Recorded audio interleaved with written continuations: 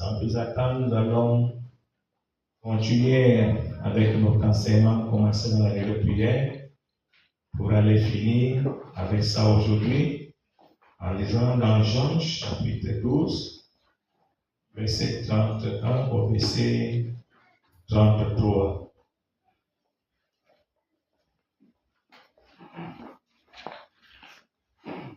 Jean 12, 31 à 33. Jean 12, 31 à 33, il est écrit: Maintenant a lieu le jugement de ce monde. Maintenant, le prince de ce monde sera jeté dehors. Et moi, quand j'aurai été élevé de la terre, j'attirerai tous les hommes à moi. En parlant ainsi, il indiquait de quelle mort il devait mourir. Alléluia.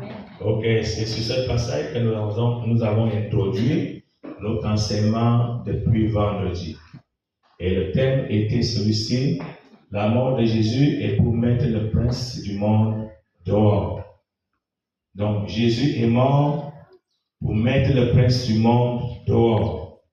Et c'est ça que nous avons traité à la nuit de prière.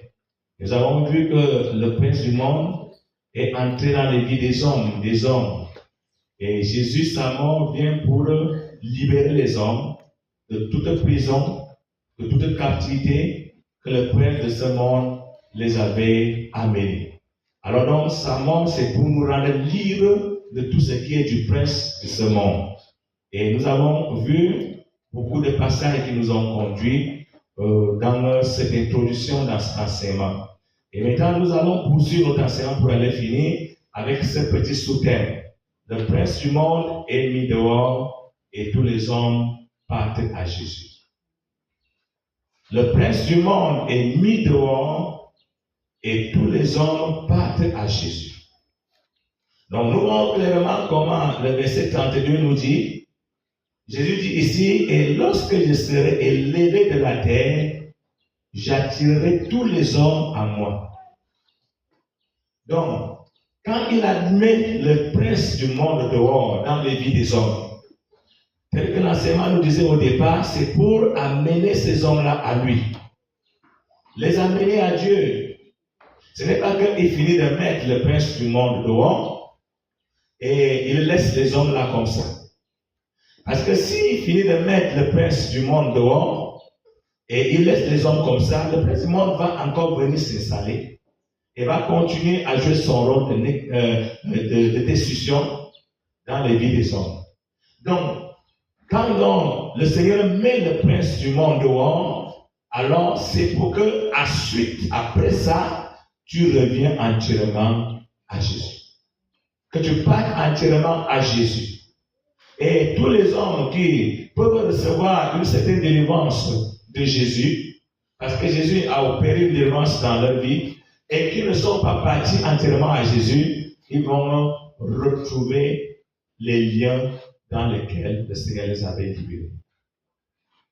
Parce que ce n'est pas l'argent qui te protégera, par exemple. Ce n'est pas, on ne viendra pas planter comme les marabouts plantent des choses. Ce n'est pas autre chose. Si le Père du monde est sorti de toi, il n'y a pas autre chose qui peut l'empêcher de revenir vers toi si ce n'est que Jésus. Dans sa plénitude. C'est donc qu'il faut aller entièrement à lui. Quand il meurt pour chasser le prince du monde et pour amener les gens entièrement à lui. Donc, nous devons donc le comprendre clairement et ça doit nous amener à nous consacrer le jour au jour dans la vie de Jésus. Laissez que Jésus soit celui-là qui habite entièrement en nous.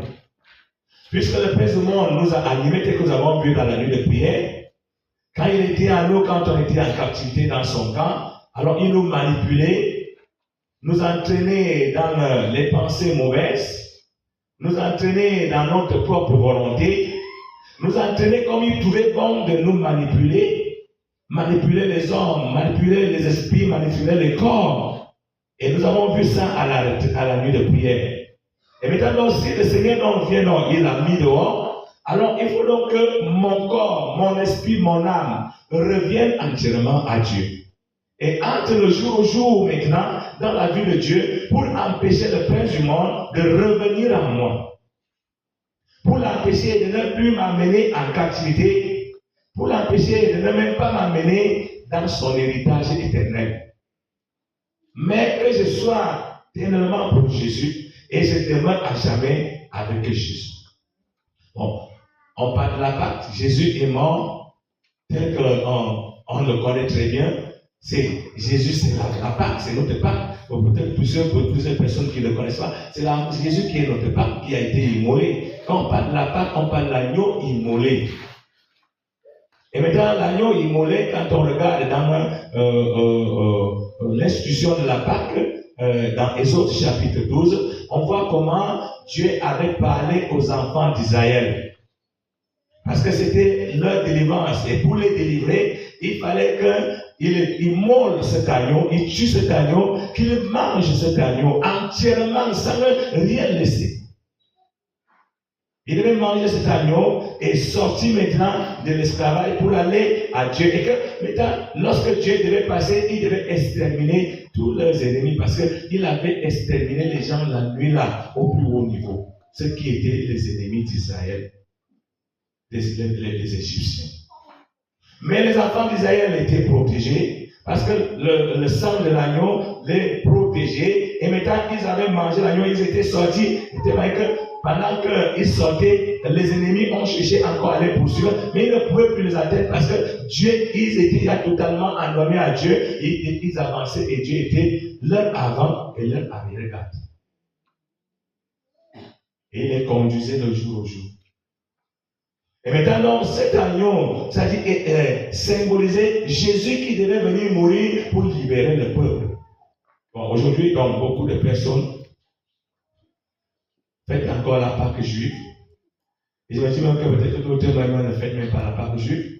Ils font même leur Pâque créée par eux-mêmes. Parce que si on entre dans la Pâque juive, quand les Juifs fêtaient leur Pâque, alors ils prenaient toute une semaine sans manger le pain levé. Donc, c'est-à-dire, du premier jour de la semaine jusqu'au 7e jour de la semaine, ils ne mangeaient pas le pain levé. Ils avaient une sainte convocation. C'est-à-dire, ils se rassemblaient dans le temple, ils s'adoraient le Seigneur, ils se purifiaient parce qu'ils se purifiaient. Peut-être même aujourd'hui, beaucoup de personnes dans l'église ne se purifient pas comme les enfants d'Israël se purifiaient à cette époque-là. Ils se purifiaient jusqu'au dernier jour où ils devaient donc manger, immoler l'agneau, parce que c'est au dernier jour qu'il fallait immoler l'agneau, mais pendant les autres jours, ils mangeaient le pain non levé, donc sans mettre la levure. Chaque jour. Ils ne faisaient rien, ils adoraient le Seigneur.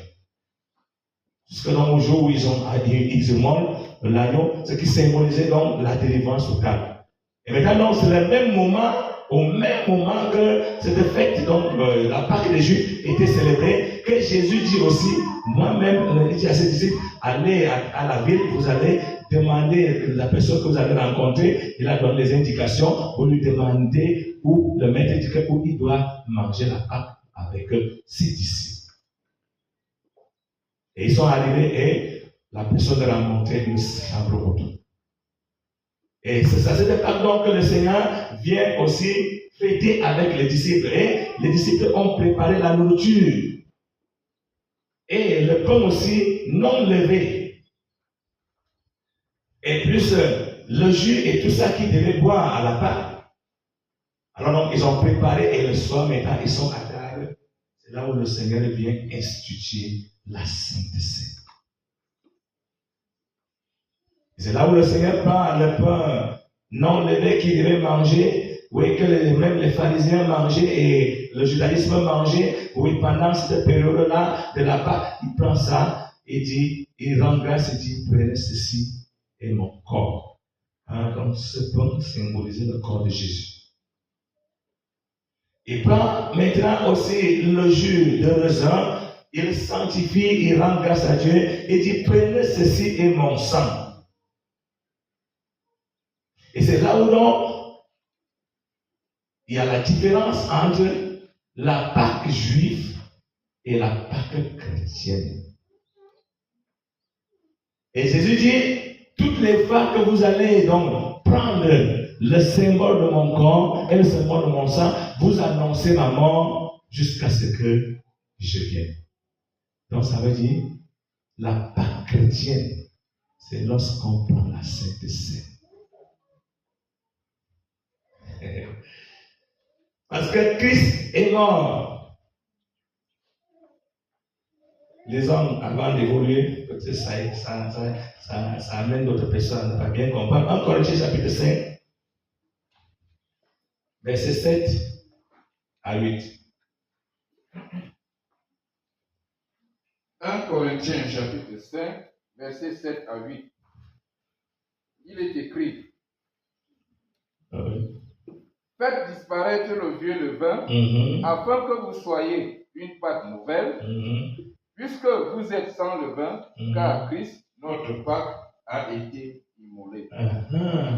Célébrons donc la fête, non avec du vieux levain, non avec un levain de malice et de méchanceté, mais avec les pains sans levain de la pureté et de la vérité. Voilà. L'apôtre Paul dit ici, puisque vous êtes sans levain,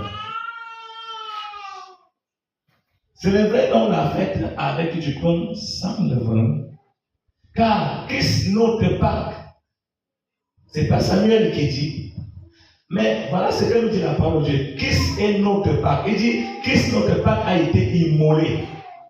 C'est-à-dire l'agneau que les enfants d'Israël avaient immolé en Égypte.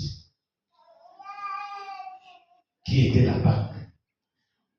Ça prévoyait Jésus qui devait mourir pour la nation toute entière, pour tout le monde entier, pour amener les hommes à aller à Dieu et libérer les hommes de la main de l'ennemi et amener les hommes à Dieu. Donc, Christ donc est notre Pâque, il a été immolé. En maintenant, Christ étant déjà immolé, maintenant notre fête chrétienne, notre fête de la Pâque chrétienne, c'est de célébrer la fête non avec dans la vérité, dans la sincérité, dans la justice. Parce que nous sommes sans levain. Levain symbolise quoi? Le péché. Nous sommes sans levain. Il nous a libérés de ce levain. Et nous sommes une Pâque non levée. Alors maintenant, notre fête, c'est de pouvoir adorer notre Dieu dans la sainteté. Et ça, vous voyez que les disciples, bon, à leur niveau, ils pouvaient rompre le pain chaque jour. Donc chaque jour, ils faisaient la Pâque. Oui. Et dans la sainteté, dans la pureté, pas de malice, parce qu'ils étaient déjà affranchis, ils étaient retournés à Dieu et ils étaient délivrés de l'esclavage du péché, délivrés de l'esclavage du prince du monde et devenus maintenant entièrement des enfants de Dieu qui vivent selon que Dieu veut. Donc si on voit aujourd'hui beaucoup de personnes qui se disent chrétiennes, mais qui fait encore la Pâque à la manière des Juifs. Donc, ils sont rentrés dans le judaïsme. Bon, et ils sont hors de la grâce. Mais nous savons que ce n'est pas l'agneau immolé dans l'ancienne alliance qui est notre Pâque. C'était le symbole. Mais c'est Jésus qui était mort qui est notre Pâque. Et maintenant, c'est pas dans son corps et son sang que nous sommes libérés. Et que nous pouvons maintenant vivre la vie de Dieu. Nous avancer sur la voie de Dieu et atteindre le but par lequel Dieu nous a appelés par la mort de Jésus.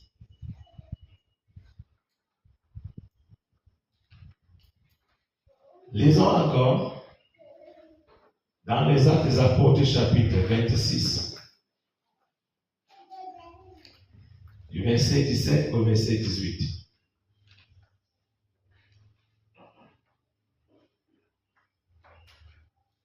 Actes des Apôtres, chapitre 26, verset 17 à 18, il est écrit: J'étais choisi du milieu de ce peuple et du milieu des païens, vers qui je t'envoie, afin que tu leur ouvres les yeux pour qu'ils passent des ténèbres à la lumière et de la puissance de Satan à Dieu, pour qu'ils reçoivent par la foi en moi le pardon des péchés et l'héritage avec les sanctifiés. Voilà. Ici, Jésus est en train de parler à Paul. Selon l'œuvre que Jésus est venu accomplir et que nous avons suivi, qu'il est venu, sa mort est pour mettre le prince du monde dehors. Et tous les hommes partent à Jésus. Donc le prince du monde étant déjà mis dehors, alors tous les hommes chez qui le prince du monde est mis dehors doivent aller entièrement à Jésus.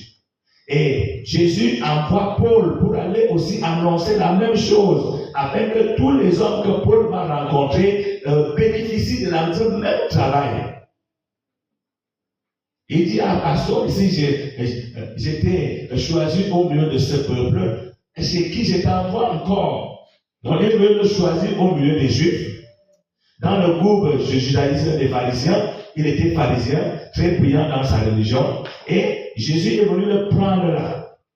Quand il le prend là, c'est pour le renvoyer encore vers ce peuple. Pour aller faire quoi vers ce peuple? Pour maintenant les ouvrir les yeux, les amener à comprendre que Jésus est le salut. Que c'est Jésus qui est la délivrance. Que c'est Jésus qui est le pardon. Il n'y a pas de salut en aucun autre.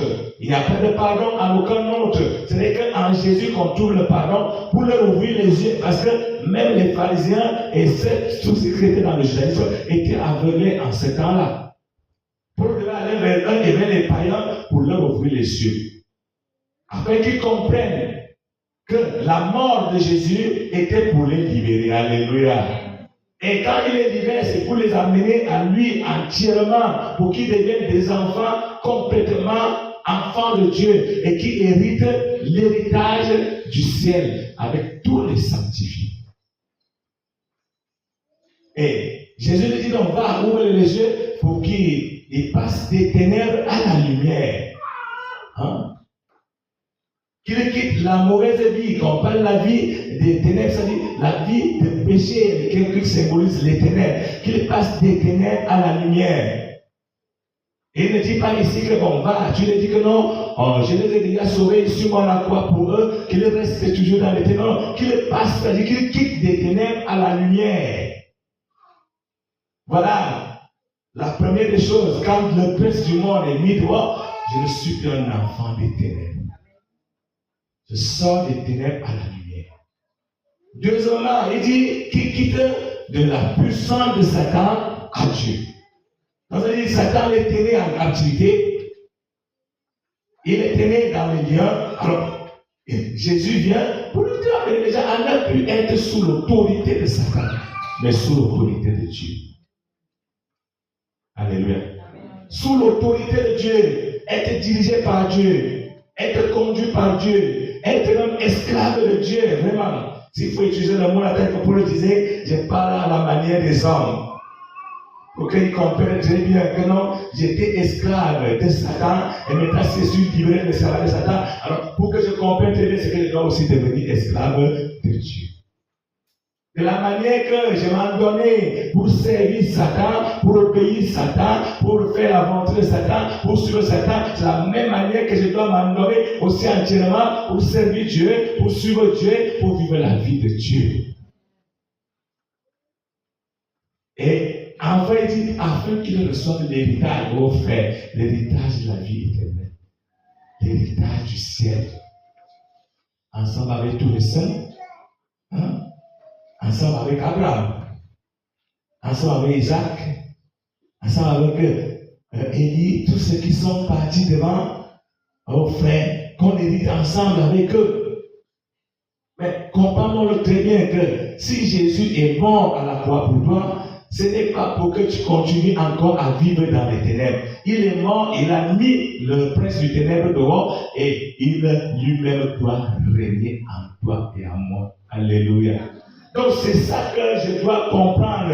Et quand je le comprends vraiment, quand je vais livrer ma vie avec cette compréhension, ça va que non, si je croyais que je pouvais me partager, je ne dois pas me partager, je dois aller entièrement à Dieu, tel que j'étais aussi animé par l'ennemi. Il faut que c'est Dieu qui m'entraîne maintenant toute ma vie.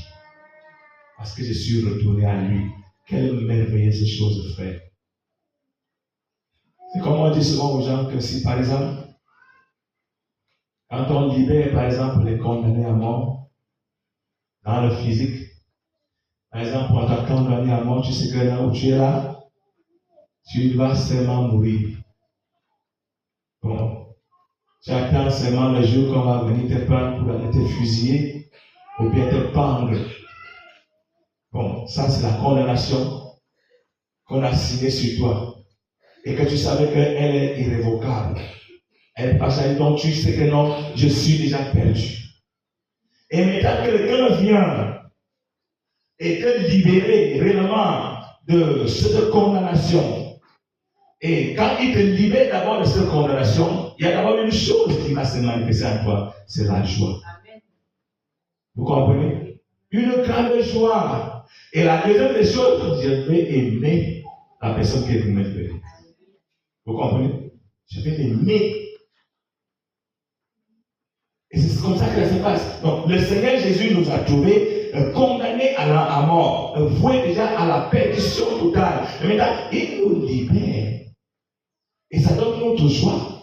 Et Seigneur, merci parce que je suis lié de Dieu. Merci parce que Satan m'a malmené. Il m'a malmené. Chacun de nous, dès que nous avons suivi la nuit de prière, été malmené d'une manière ou d'une autre.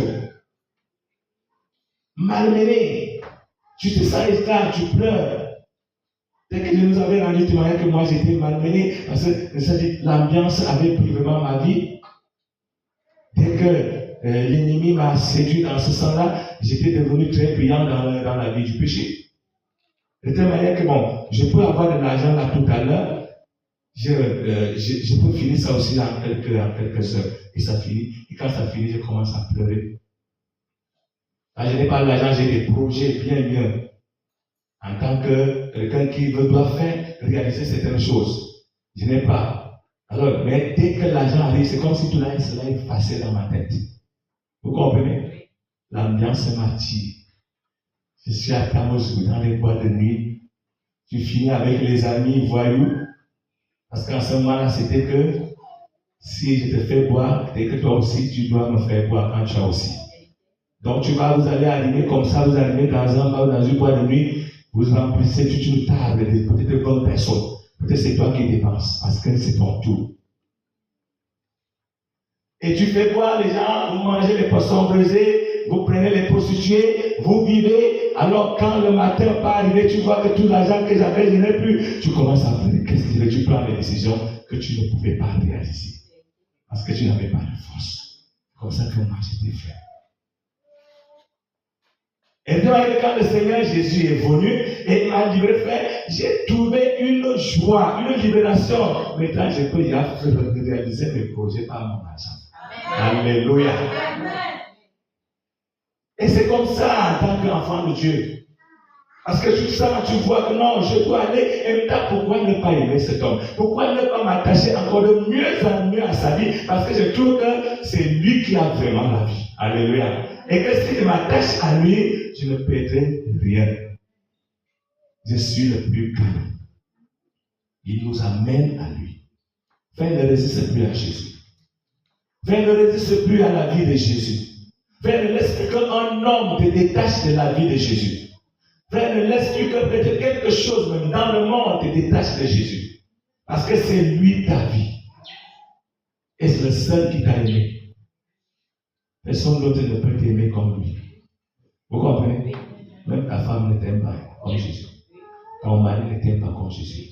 Tes parents ne peuvent pas t'aimer comme Jésus. Tes enfants ne peuvent pas t'aimer. Aucune autre personne. Et nous devons comprendre ces choses-là dans la vérité. Et savoir que non, cet homme est venu mourir et a mis le peu du monde dehors. Il faut que lui-même m'habite et qu'il entraîne ma vie comme il le veut. Alléluia. Et Paul devait annoncer cet évangile. Et c'est le travail qu'il faisait. Donc quand l'évangile de Jésus arrive quelque part, ça vient pour amener les gens à quitter des ténèbres à la lumière, à quitter la puissance de Satan à Dieu. Si Satan anime ta vie et tient ta vie en captivité, donne tout ton cœur à Jésus et tu seras libéré.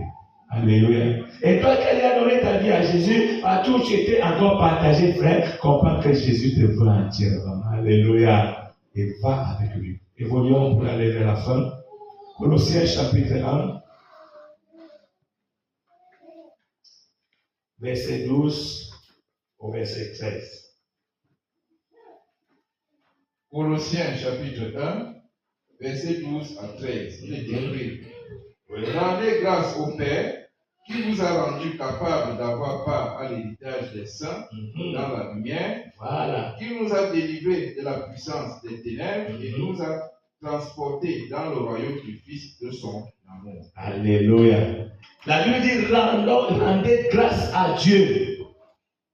C'est-à-dire, il faut être reconnaissant envers Dieu. Il faut remercier le Seigneur.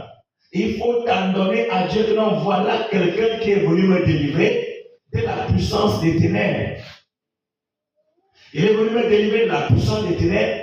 Il m'a accordé la grâce d'avoir l'héritage dans la lumière, l'héritage des saints. C'est ce que je n'avais pas.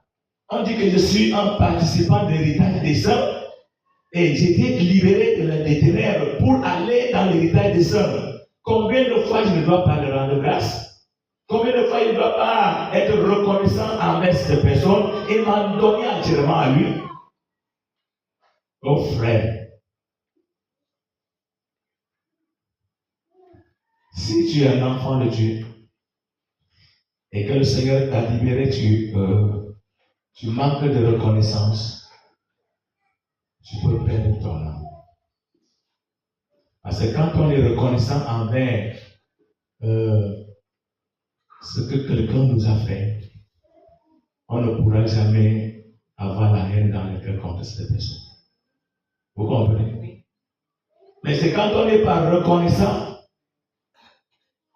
même ce qu'il a fait du bien sur nous, moi tu dis, il m'a fait quoi? Il faut aussi avoir des gens ici, même dans la salle, qui disent, Jésus ne m'a même pas encore fait quelque chose. Hein? Qui Jésus n'a pas encore fait quelque chose? Soulève le doigt. Donc, ça veut dire qu'on est tous reconnaissants. Alléluia. On est reconnaissants parce que Jésus est venu nous libérer de la puissance des ténèbres qui nous tenait en captivité. Et maintenant, il nous a donné la grâce de pouvoir avoir l'héritage des saints dans la lumière. Dieu nous a transportés. Il nous a pris, il nous a amenés dans le royaume de son Fils. Donc, si je suis donc libéré de la puissance de l'air, de la puissance du prince de l'air, alors je dois savoir que ma vie est déjà à Dieu.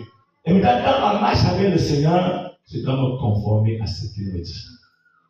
Le jour au jour. Alléluia. Le jour au jour.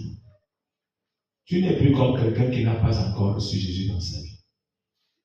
Ceux qui n'ont pas encore reçu Jésus dans leur vie sont différents par rapport à toi. Toi, tu dois savoir que pour moi, Christ m'a déjà libéré. Donc, même si ceux qui n'ont pas encore donné leur vie à Jésus vivent encore dans le mal, ils ont raison. Mais moi, Christ est venu me libérer de la puissance des ténèbres et m'a amené dans l'héritage des saints, dans la lumière. Donc, ma vie devient donc une vie de lumière. Une vie de pureté, telle que nous avons lu dans Corinthiens chapitre 7. On célèbre notre fête. Oui, on est libéré parce que Christ est mort, il nous a libérés. Alors notre fête, on la célèbre dans la justice, dans la sainteté, dans la sincérité de l'esprit. On avance le jour au jour. Que Dieu merci. Des fois, lorsque on pense un peu à ce jour, je médite que vraiment, c'est un jour que ceux qui auront vaincu seront dans une joie telle que la Bible dit, une joie ineffable, une joie intéressante. Parce que la joie là ne finira plus. Parce qu'on verra comment on a fait le plus meilleur choix de tous les choix. Le monde voit la chose de Jésus comme une folie. Vous comprenez? Mais ceux qui sont de Jésus savent que c'est la gloire. Et maintenant, ils s'en donnent donc le jour au jour. Ils évoluent le jour au jour. Ils rendent grâce à leur Dieu parce qu'il les a sauvés. Parce qu'il les a libérés des ténèbres à la lumière. Même quand je serai un peu malade, ça ne doit pas me déranger. Amen. Quand je manquerai un peu d'argent, ça doit me déranger. Je sais que je suis délivré des ténèbres à la lumière. Quand je serai haï par les gens, je sais que non, Jésus m'a délivré des ténèbres à la lumière. Voilà là où je suis très reconnaissant avec Dieu. Ça ne peut pas m'amener à revenir le Seigneur parce que les petites choses du monde me font défaut. Mais je sais qu'au ciel, j'ai déjà mon héritage. Et là, j'avance. J'avance. Alors, mon frère Sandra, donc, le prince du monde étant mis dehors, tous les hommes partent à Jésus. Les hommes qui ont reçu le Seigneur. Toi qui as donc Jésus, sache que voilà les vérités.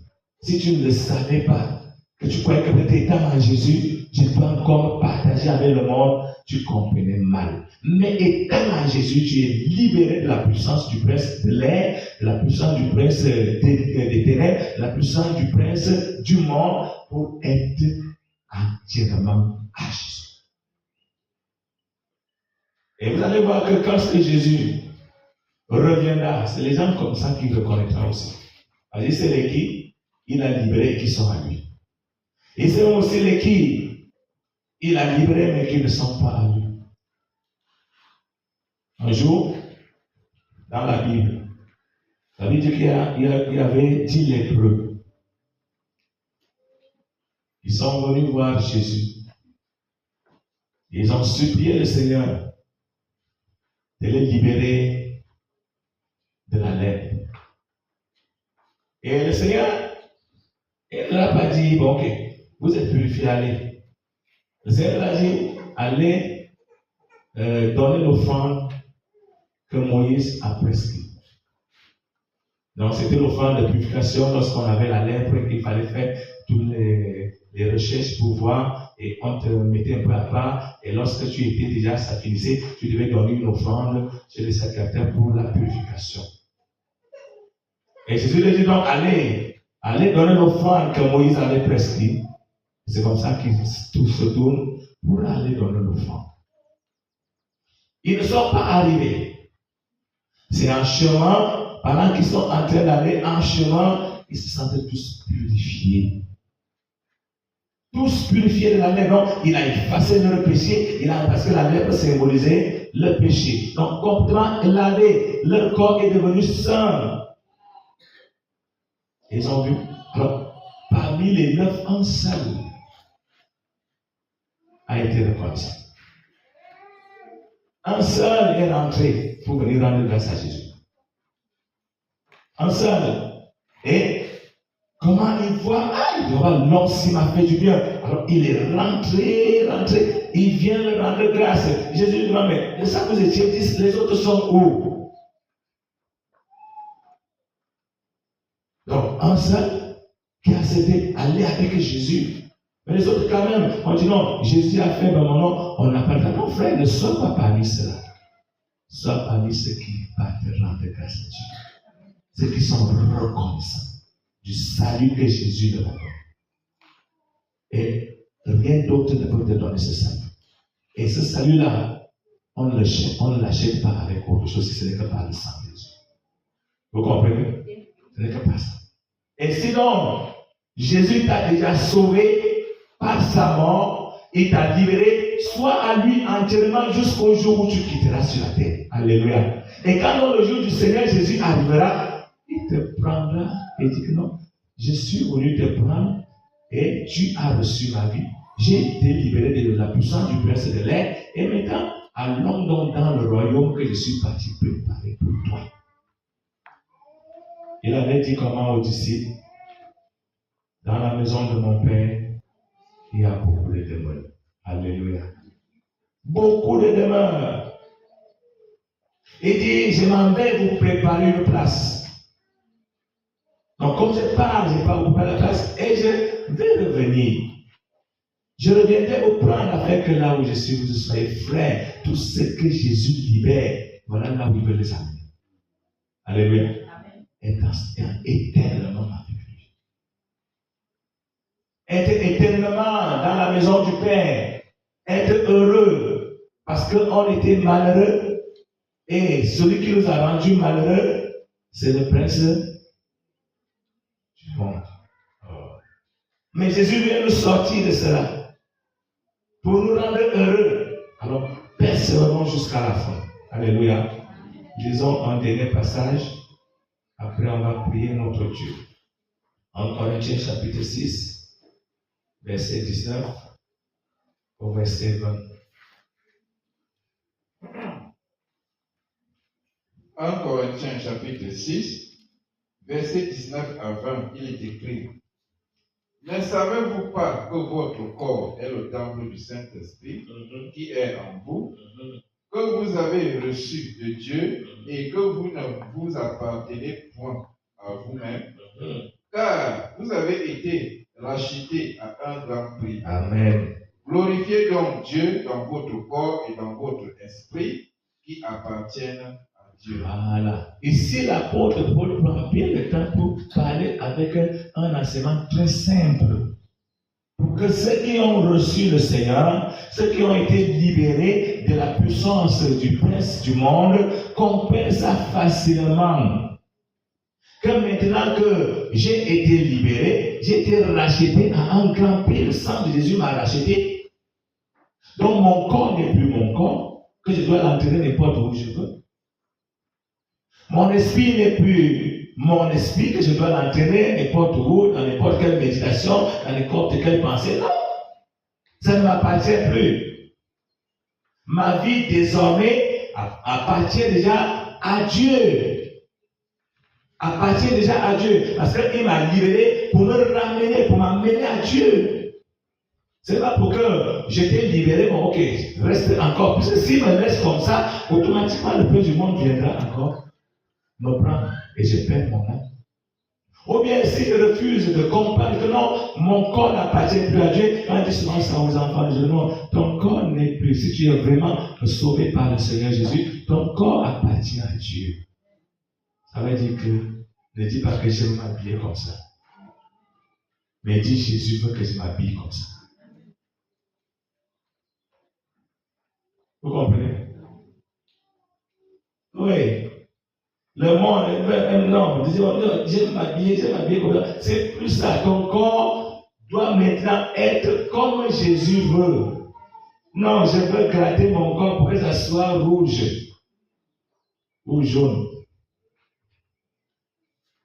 Et quand je passe, les gens me disent qu'il est brun.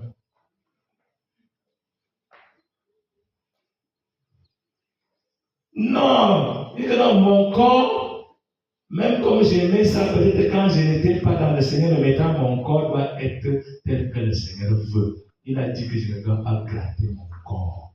Alléluia. Amen. Je ne dois pas gratter. Ok, j'ai porté les talons, vous savez, les femmes qui ont porté les talons là, ça montre votre orgueil.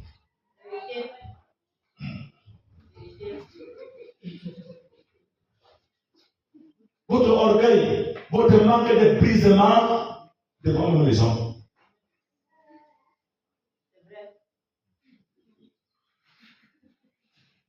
Il faut comprendre ces choses-là claires.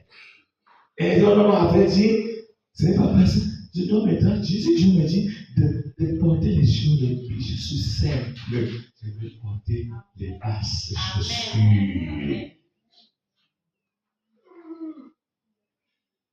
Parce que j'aime comme ça. J'aime comme ça.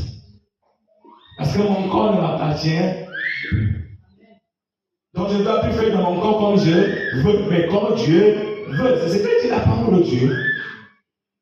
Mon esprit ne m'appartient plus. Je ne dois plus faire dans mon esprit comme je veux, mais comme Dieu veut. Parce que j'ai déjà été racheté. Et quelle merveilleuse chose. Que je suis racheté. Et c'est très bien. Alors mon Père, regarde dans ta vie. Est-ce que tu es parti actuellement à Dieu? Non, comprends que là où vraiment tu pouvais encore croire que ton corps était, que tu pouvais le faire comme tu veux, tu es dans le mal, tu es dans l'ignorance. Mais Jésus te dit aujourd'hui que je t'ai racheté. Alléluia. C'est pour que tu sois entièrement en moi, ton corps et ton esprit doivent être entièrement en moi. Donc, dans ma marche, je dois savoir que maintenant, tout ce que je fais, c'est ce que Dieu voit bien. Dans mon corps, c'est ce que Dieu voit bien. Dans mon esprit, je dois maintenant appeler à faire ce que Dieu voit bien. Ce que je laisse dans mon esprit, c'est ce que Dieu voit bien. Ce que Dieu ne voit pas bien, je ne dois pas laisser ça demeurer dans mon esprit. Vous comprenez? Au niveau de mon corps, au niveau de ma maison, parce que ma vie est maintenant pour la gloire de Dieu. Et Jésus a dit ceci: Père, j'étais glorifié sur la terre. Toi aussi glorifie-moi de la place que j'avais auprès de toi avant que le monde fût. Ça veut dire, lorsque tu finis de vivre pour la gloire de Dieu ici, Dieu te glorifiera aussi au ciel. Alléluia. Il te glorifiera. Parce qu'il sort que non, voilà, cette personne, elle a compris vraiment que je l'ai racheté et il m'a livré toute sa vie. Alors mon frère, nous allons continuer donc à prier le Seigneur. Si toi, quelque part, tu étais encore à moitié à Dieu, comprends très bien que Jésus a chassé le prince du monde pour t'amener entièrement à lui. Va donc entièrement à lui. Là où il y avait encore les retenues, ah non, repends-toi et dis Seigneur, voilà, si c'est mon corps, je ne vais plus faire de mon corps comme je veux, je ne vais plus faire de ma bouche comme je veux, je ne vais plus faire de mes pensées comme je veux. Seigneur, je vais parler comme tu veux, je vais m'habiller comme tu veux, je vais me comporter comme tu veux. Dans mon cœur, je ne laisserai plus une abomination habiter dans mon cœur, Seigneur, parce que mon esprit t'appartient déjà, ô frère. Et toi qui es dans cette vie, dis au Seigneur, fais-moi de mieux en mieux. Oui, pour que je ne retourne plus, même quand l'ennemi va me tenter, même quand il va vouloir me ramener en arrière, Seigneur, que je tienne ferme et sans plus jamais rentrer. Et toi, si tu n'as pas encore donné ta vie à Jésus, dis à Jésus, Jésus, tu es mort pour moi. Et voilà, que dans cette parole vient me dire que tu es venu pour mettre le prince du monde dehors dans ma vie et pour que tu m'amènes à toi. Seigneur, je t'ouvre entièrement mon cœur pour que tu prennes place en moi. Je me repens et je reviens à toi. Chacun va prier selon sa position par rapport à cette parole. Nous prions le Seigneur.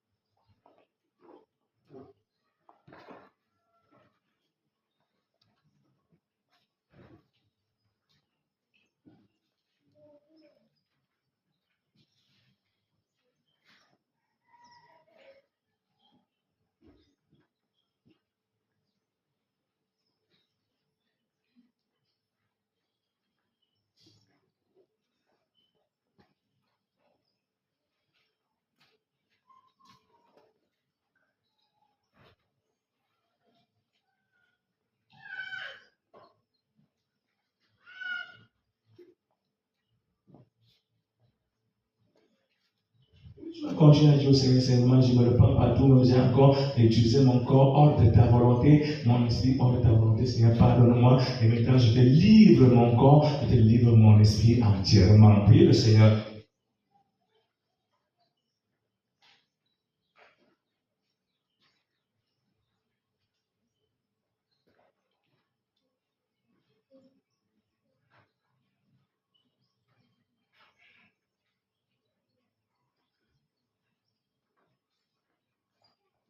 Si Seigneur continue à me pardonner partout, j'étais partagé, bien sûr, j'étais à toi et j'étais aussi à l'ennemi dans le monde. Seigneur, maintenant je me repens et je ramène toute ma partie qui était dans le monde à toi, entièrement, puis le Seigneur.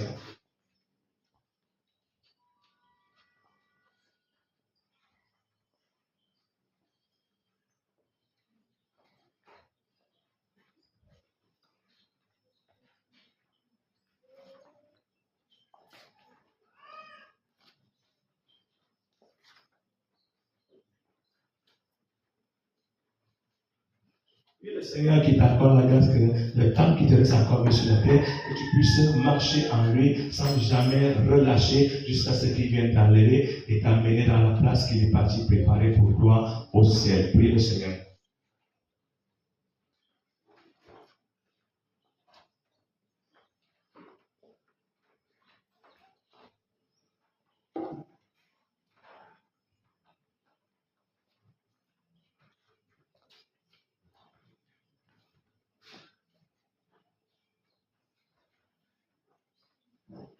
Continuons à remercier le Seigneur même pour sa parole, en nous demandant de continuer à nous instruire de mieux en mieux dans la suite du temps. Prions le Seigneur.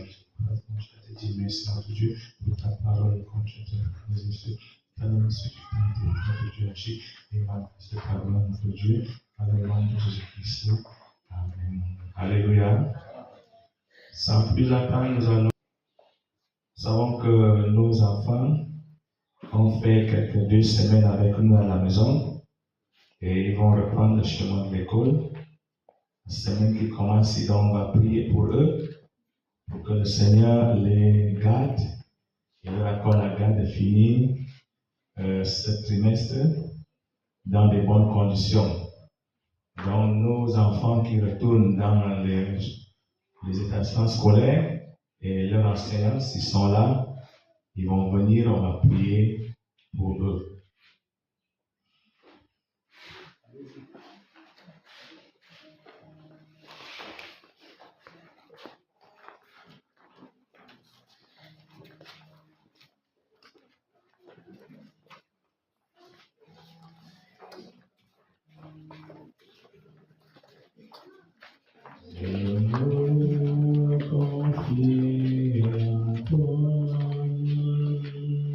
Je sais que tu es mon avenir dans ta je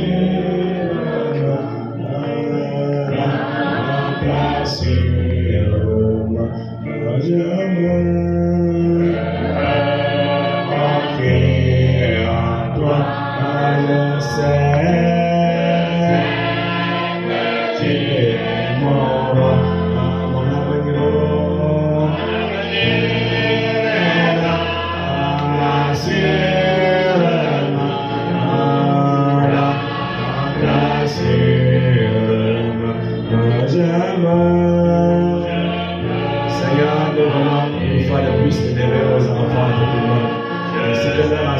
Oh Dieu, ils vont reprendre le chemin de l'école. Avec le temps que tu les as gardés, notre Dieu, pendant que les 2 semaines ont été ensemble à la maison, tu devais prier. Et tu fais le contour, notre Dieu, de notre rentrée scolaire. Et tout au long du reste de l'année scolaire. Protège-les contre les accidents, notre Dieu, contre les incidents, contre les attaques, notre Dieu, contre les maladies que l'ennemi peut chercher à lancer dans leur vie.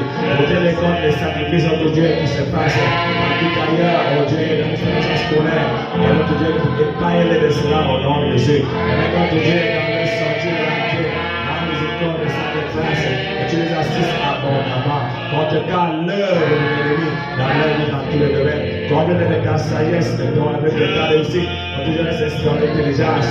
Et permets notre Dieu qui grandisse de mieux en mieux, selon que tu l'as réservé dans leur vie. Bénis chacun de ces enfants, notre Dieu. Bénis chacun de ces enseignants. Bénis chacun, notre Dieu, et gouvernez, soit leur avant et de la garde en toutes choses. Et nous le commandons, que ton plan soit accompli dans leur vie, dans le nom de Jésus. Faisons ton nom merveilleux.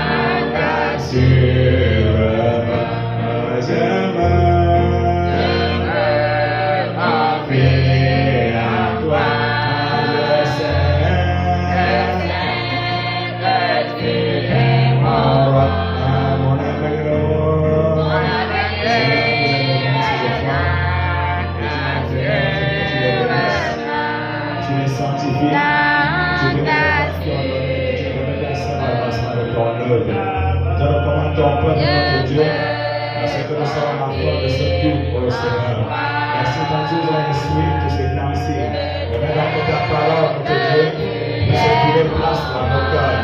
Que nous puissions la vivre tous les jours de notre vie. Je sais que tu nous retrouves dans ta parole et que tu nous amènes dans ton royaume. Assiste-nous tout au long de la semaine que nous commençons aujourd'hui. Et bénis chacun de nous dans ses sorties, dans ses entrées. Assois nos travail, nos carrières, notre Dieu. Et tu vois tout ce qui est comme manière. Quelques kilomètres devant nous, on te cassera au nom de Jésus. Et fais-nous voyager après le culte de toi. Accompagne les pauvres intègres afin qu'ils voyagent, qu'ils arrivent dans de bonnes conditions. Continuons à nous porter de ta visitation entière et de ta rédemption. Reçois ton nom.